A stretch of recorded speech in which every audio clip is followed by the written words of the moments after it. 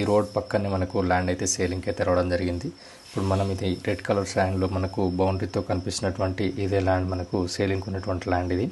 Total land వచ్చేసి 1 acre 11 guntas వరకు మనకు సేలింగ్కి అయితే రావడం జరిగింది. రోడ్ నుంచి ఫస్ట్ బిట్ ఇది చూడొచ్చు. మనం ఇక్కడ చుట్టూ కూడా రెడ్ సైడ్ ల్యాండ్ తోటి బౌండరీ తోటి కనిపిస్తున్నటువంటి ఇదే ల్యాండ్ మనకు సేలింగ్ ఉన్నటువంటి ల్యాండ్ ఇది చూడొచ్చు.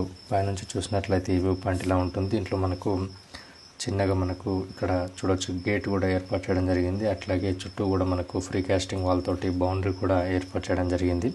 ఇది లోపల చూసినట్లయితే ఈ విధంగా కొన్ని మొక్కలు అయితే నాటడం జరిగింది. చుట్టూ కూడా కొబ్బరి మొక్కలు నాటడం జరిగింది. ల్యాండ్ లోపల ఉన్నటువంటి రోడ్డు ఇది. చుట్టూ కూడా మనము ఫ్రీ కాస్టింగ్ వాల్ కూడా చూడొచ్చు. ఇది మనకు ల్యాండ్ లోపల ఉన్నటువంటి వ్యూ పాయింట్ ఇది చూడొచ్చు. మనం ఇక్కడ మొక్కలు అయితే పెంచడం అయితే జరుగుతుంది.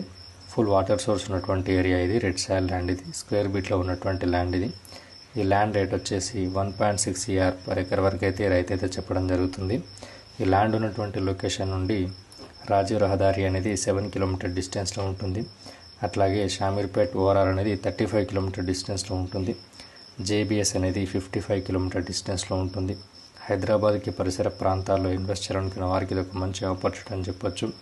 అట్లాగే ఈ ల్యాండ్ అనేది మనకు ఫామ్ ల్యాండ్స్ కానీ ఫామ్ హౌస్ కానీ సూటబుల్గా ఉంటుంది. చుట్టూ కూడా మనకు ఫ్రీ కాస్టింగ్ వాల్ తోటి ఏర్పాటు చేయడం జరిగింది. ల్యాండ్ లోపల ఉన్నటువంటి ఫామ్ హౌస్ లాగా మనకి ఈ విధంగా ఏర్పాటు చేయడం జరిగింది. గార్డెనింగ్ కూడా ఏర్పాటు చేయడం జరిగింది. ఇది ఫామ్ ల్యాండ్ లాగా మనకు లోపల చూసినట్లయితే ఈ విధంగా ఉండడం అయితే జరుగుతుంది. ల్యాండ్ లోపల ఈ విధంగా కన్స్ట్రక్షన్ అయితే ఏర్పాటు చేయడం జరిగింది. రెడ్ సాయిల్ ల్యాండ్ ఇది. ఫుల్ డెవలప్ చేసినటువంటి ల్యాండ్ ఇది. ఇక్కడ మనం చూసినట్లయితే లోపల ఈ విధంగా ఉండడం అయితే జరిగింది. ఇది ఎంట్రన్స్ ఇది. లోపల ఈ విధంగా ఉండడం జరిగింది. చూడొచ్చు ఇక్కడ కిచెన్ ఈ విధంగా ఏర్పాటు చేయడం జరిగింది.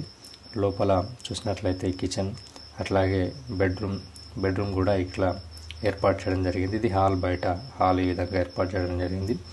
లోపల ఈ విధంగా మనకు గెస్ట్ హౌస్ అయితే ఉండడం జరుగుతుంది. బయట చూసినట్లయితే ఈ విధంగా ఏర్పాటు చేయడం జరిగింది. మీకు కనుక ఈ ల్యాండ్ ఇంట్రెస్ట్ ఉన్నట్లయితే డిస్క్రిప్షన్లో